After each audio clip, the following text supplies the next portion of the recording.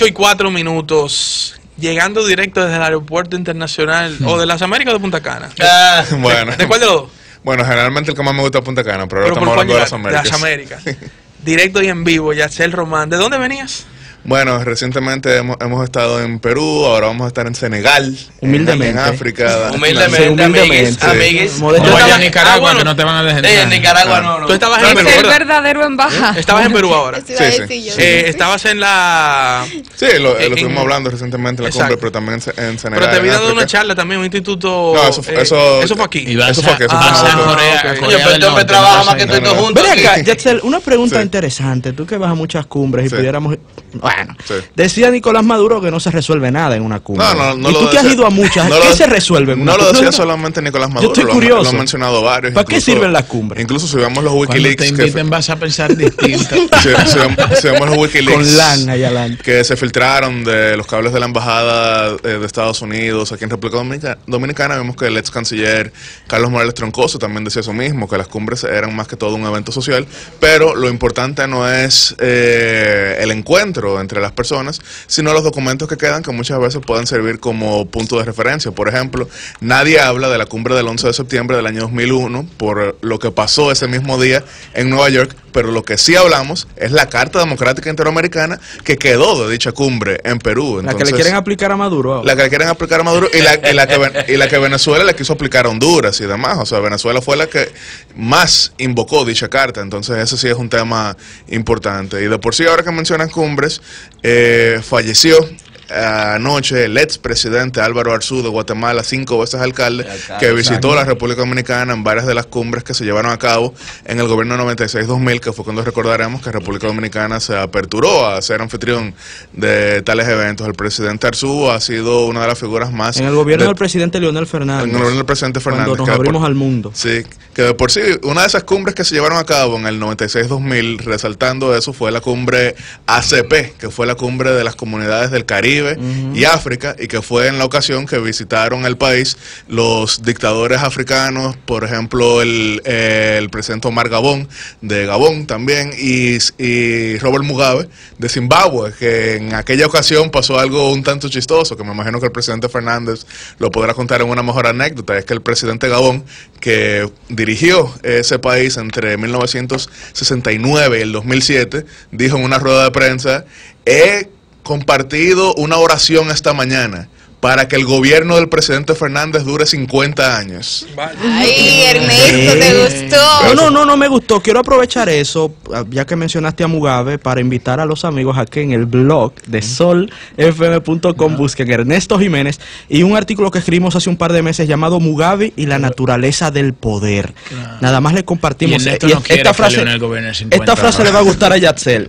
Todo poder cae a impulsos del mal que ha hecho.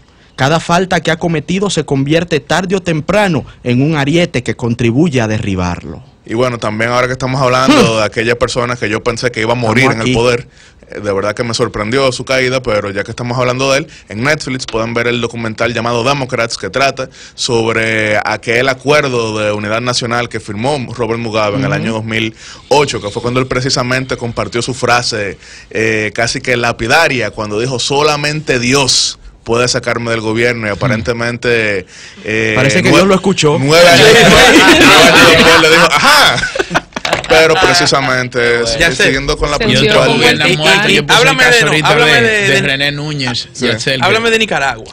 Sí, bueno. ¿Tú no estuviste por Nicaragua en estos días, no? En estos días en específico no, pero lo que sí hay que resaltar es que Nicaragua está viviendo una situación que ha sido el estallido después de 10 años de muchísimo silencio, porque como sabrán, Daniel Ortega, que llegó al gobierno en 1979 con la revolución sandinista que desplazó a la dictadura familiar de los Somoza, que se había prolongado desde 1937, dicho régimen en aquel entonces había sido muy combativo con las iglesias, con los empresarios, con los partidos opositores y demás, hasta que en el año 1990, en unas elecciones muy observadas a nivel internacional, entonces él termina perdiendo de Violeta Chamorro, que había sido su aliada en el año 79. Muy mala presidenta. Y de ahí en adelante, yo no diría muy mala presidenta, porque... Medio mala presidenta. No, porque lo cierto es que es el país más pobre de Centroamérica. Entonces muy buena presidenta. ¿Cuál de las dos? Dime. Más que Honduras. Honduras es un país muy vibrante económicamente cuando se compara con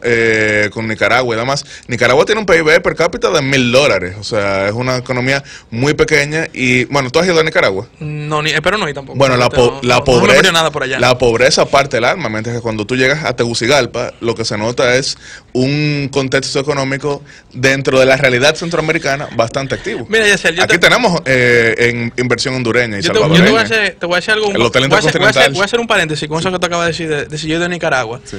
Yo fui el año antepasado, 2016, a El Salvador. Sí.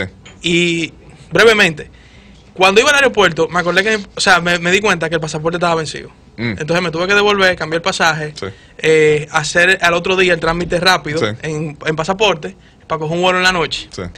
Y al final llevé una reunión de un tema de trabajo. Sí. Y yo supone que debía estar de miércoles a sábado. Sí. Al final llegué el jueves tardísimo. Tuve viernes hasta sábado al mediodía. Y le doy, con todo el respeto a los amigos salvadoreños, de verdad, de verdad. Pero le doy gracias a Dios que nada más tuve un día y medio en San Salvador, porque yo me iba a dar una depresión. Es que no hay nada que hacer ahí, hermano. Oye, yo no, de verdad, a mí no se me ha perdido nada en Centroamérica. Nada, de verdad que sí. Bueno, con todo el respeto a los amigos centroamericanos. De por sí te debo decir.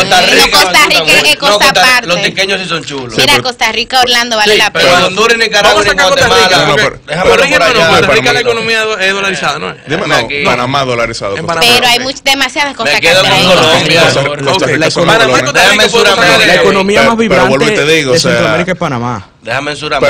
Sin lugar a dudas. Pero vuelvo y te digo, San Salvador, claro, o sea, el resto del Salvador tiene muchos retos, pero San Salvador, dentro del contexto del Triángulo Norte centroamericano, es bastante pujante. Vuelvo y digo, aquí tenemos bastante inversión salvadoreña. Yacel, pero cuando lo comparamos con Santo Domingo, eso es lo que te quiero decir. Una aldea. Nosotros los dominicanos, cuando viajamos a Estados Unidos o viajamos a Europa o viajamos a Sudamérica, mira, repite eso. Somos la economía más exitosa de Centroamérica y el Caribe. Oye, pues somos ricos aquí todos.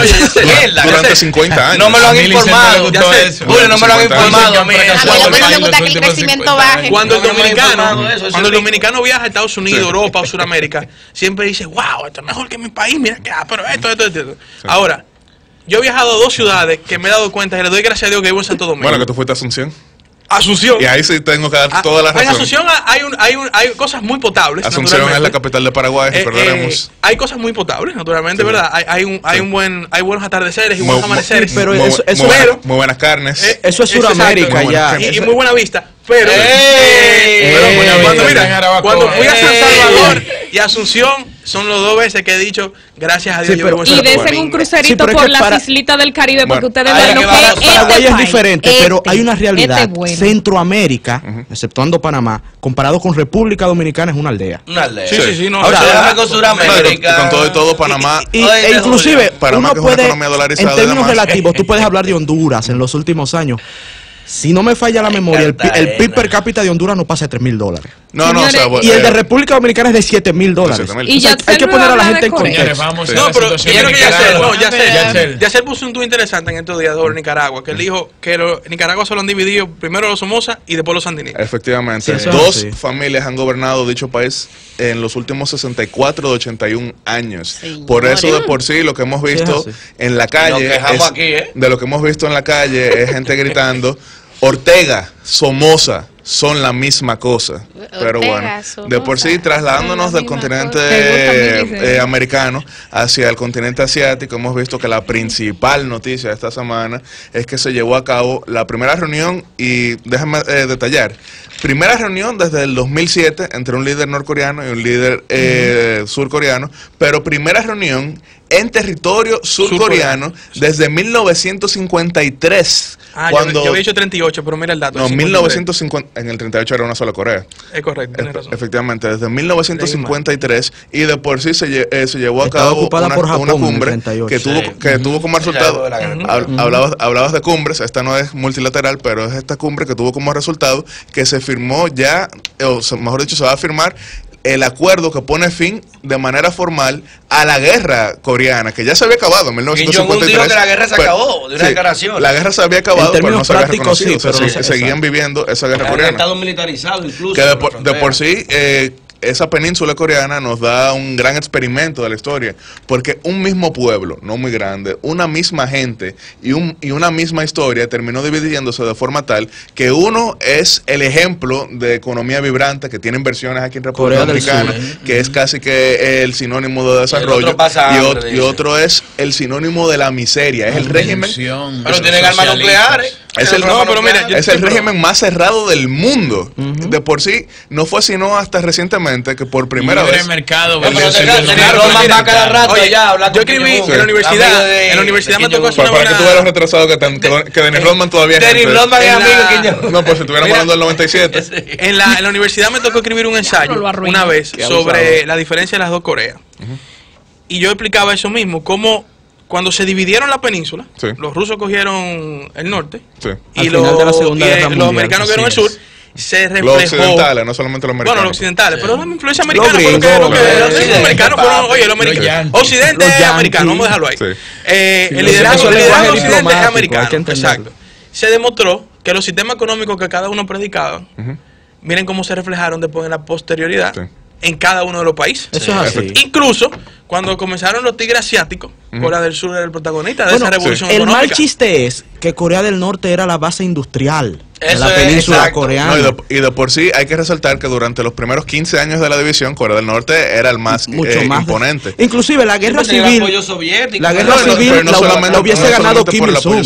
La guerra civil la hubiese ganado el dictador norcoreano, porque en los primeros 2 días de cuando iniciaron los conflictos en 1950, los llevaron prácticamente al mar, a un estrecho pequeñito, y luego los yanquis en la ONU con sus estratagemas viabilizaron la intervención occidental y ayudaron a los surcoreanos. Sí, que dependiendo de cómo le pusieron un dictador ahí, a Syngman Rhee. Que dependiendo de cómo uno lo analice, pudiéramos decir que la guerra de Corea fue el primer gran fracaso del Estados Unidos global. ¿Por qué digo Estados Unidos global? Porque sabemos que siempre había tenido una gran influencia en el continente, pero no sino hasta después de la Segunda Guerra Mundial que Estados Unidos se establece como principal eje del bloque occidental. Y esa intervención en Corea, si bien no fue un fracaso al nivel de Vietnam, donde al día de hoy los que fueron antagónicos con Estados Unidos siguen siendo quienes rigen, aunque abandonando gran parte de ese modelo cerrado. Pero no tuvo un resultado victorioso, al contrario, o sea, sigue siendo un gran monumento al odio bipolar el hecho de que sigan existiendo dos Coreas, pero el hecho de que se haya llevado a cabo esta reunión, y hay que dárselo, porque esto no es quizá un endoso político, aunque a Orlando puede gustarle y también a Pedro, pero hay que darle el reconocimiento y el mérito al presidente de los Estados Unidos, que estableció esto como una gran prioridad de su gobierno en política exterior. No estamos diciendo que hay ningún logro palpable el día de hoy, porque también de por sí hay que tomar algo en cuenta. En el año 2016 ocurrió algo que para mí fue monumental, pero que no tuvo ningún resultado, y fue que por primera vez, no desde 1953, sino que por primera vez en la historia se reunieron el líder de China Popular y el líder de la República de China, es decir, Taiwán. En ese entonces, Ma Ying-jeou junto con Xi Jinping se reunieron en Singapur, en una reunión bien interesante porque ninguno se refirió al otro como presidente, solamente se decían señor. Cada uno llevó su propia comida, su propia bebida y demás, pero se dieron ese apretón de manos y establecieron lo que se llamó la diplomacia viable. Ahora, ¿qué pasó? Que eso se hundió justamente después por el hecho de que en Taiwán no fue bien recibido, ganaron los sectores antagónicos con China, entonces se retrocedieron las relaciones en 20 años y nuevamente, luego de que Xi Jinping había asumido una línea de no interferencia con las relaciones internacionales de Taiwán, ahora está intentando quitarle todos los aliados, y yo no puedo vaticinar 100% que eso va a pasar, pero a mí no me sorprendería que República Dominicana sea el próximo en establecer ese comunicado que diga, como Panamá el año pasado, Taipei es territorio inalienable de la República de China. Estaríamos agrediendo a un aliado histórico y tradicional de la República Dominicana. China se está metiendo poco como es Taiwán. Podemos establecer relaciones con China, pero sin desconocer a Taiwán. China no puede obligar. No es posible. Entonces, sería una agresión a un aliado histórico del pueblo dominicano. El problema es lo comentamos aquí en un programa. No, pero yo lo que pasa, señores. Miren, esto para mí es ya una práctica que se ha convertido en tradición. Cada vez que hay una amenaza de que el país pueda reconocer a China como su aliado, diplomáticamente hablando, Taiwán viene y dice, a la policía le vamos a dar tantos motores. Sí, espérate, pero el sistema 911, quien dotó las ambulancias en Taiwán. Pero nosotros calculamos aquí en un programa, y ustedes deben acordarse, por ejemplo, ¿cuántos turistas aportaría China a República Dominicana de haber llegado a un acuerdo? Eso no es muy calculable tomando en cuenta que el turista chino hay estudios de ellos mismos. Pero ellos no son muy de playa, o sea, tendría que ser en alguna otra cosa. No, pero al final es un destino. Al final es un destino. Y además hay pruebas de que hay otras islas donde ellos están. Pero eso no es muy calculable. Pero dando un detalle mínimo. Ahora, lo que sí hay que resaltar es que la última vez que hubo un gran auge de China para que República Dominicana cambiara de aliado, que fue en el año 2008, ese año hubo un cambio de gobierno en Taiwán y asumió el poder el partido Kuomintang, que es el partido nacionalista, que tiene una línea de eventual reunificación entre ambas, y entonces ahí fue que entró esta política de China sencillamente no meterse con los aliados de Taiwán, porque llegaron a un acuerdo de que la diplomacia de chequera le sale muy caro a los dos. Claro, pero ahora que están en estas luchas, entonces es que China está viendo esta región por lo que yo vi, y Orlando, por lo que yo vi, es geopolítica, no es inversión. Y viví en Beijing el año pasado. Señores, a Taiwán los días están contados.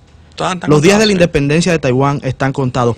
Porque el primer paso es la alienación internacional. Y si algo los que estudian política internacional han aprendido... No, es mi valoración. O sea, no creo que podemos decir que es alienación internacional, porque un país que al día de hoy tiene solamente 22 aliados, y eso no ha implicado nada... Si te retiran el reconocimiento que tenías mayoritariamente hace 50 años, es alienación internacional. Respeto que no lo compartas. Pero tienen ahora bien, por lo que viví, repito, por lo que viví, a ver si me dejan decir la idea, creo que primero, los días de Taiwán como potencia independiente están contados. Y segundo, que la República Dominicana, a no más tardar de 4 años, va a reconocer a la República Popular de China. Y es lo que más es lo que pienso yo. Pero yo creo también que lo que dice Pedro, de reconocer a Taiwán en Chinambo, nosotros no podemos repetir el error. Y que oigan, que en esa vez a mí me sorprendió mucho que una persona como Leonel Fernández se prestara a eso, de recibir a la autoridad palestina en República Dominicana. La embajadora no era base. Y al otro día estaba el embajador americano, el embajador israelí con su reclamo, todo eso. Porque no era diplomáticamente lo correcto. Entonces, nosotros en su momento va a haber que decidir, hoy Taiwán o China, pero no los dos. No, claro, y vuelvo y digo, el hecho de que ahora mismo haya una lucha tan fuerte entre el DPP y el Partido Comunista Chino, lleva a eso. Pero el punto que estaba haciendo original es que aquella foto que fue revolucionaria, que para mí hacía que mereciera por lo menos consideración al Premio Nobel de Paz, el presidente Ma Ying-jeou de Taiwán, lo que terminó fue desatando mayores odios bipolares, y no tenemos hoy en día ningún resultado, sino que por el contrario China está siendo más agresiva. Entonces uno lo que quisiera es que aquella foto que vimos antes de ayer, de ese apretón de manos, de ese recorrido entre el dictador norcoreano y el presidente de Corea del Sur, que eso lleve a algún resultado, porque si no, sencillamente va a ser anecdótico. Bueno, eso es lo que explicábamos ahorita. Gracias. Pero Yacel, como siempre, viene a edificarnos con todos estos detalles. Gracias por... Y bueno, voy a estar en el continente donde nació la vida en el mundo. Voy a estar en África a partir del próximo jueves, así que no nos vemos. Cuidado, una malaria, una vaina, un cólera. Que le hagan una prueba antes de venir aquí. Ustedes han leído... Tuve que vacunarme bastante. No, pero te voy a decir algo, mira. No, la bola no. No te emociones mucho, porque Elon Musk, el fundador de Tesla, SpaceX, en una biografía que sobre él cuenta que su luna de miel, él decidió irse ahora no me acuerdo si era a Mozambique o a un país africano de eso. Y él, emocionado por aventurar y cosas, volvió con malaria a Estados Unidos, estuvo a punto de morirse. Y desde ahí él bautizó una frase que dijo que las vacaciones son mortales. Que venga cuidado por allá. Gracias, Yacel, por estar con nosotros este sábado. Cambio y fuera. El Sol de los Sábados presentó Perspectiva Global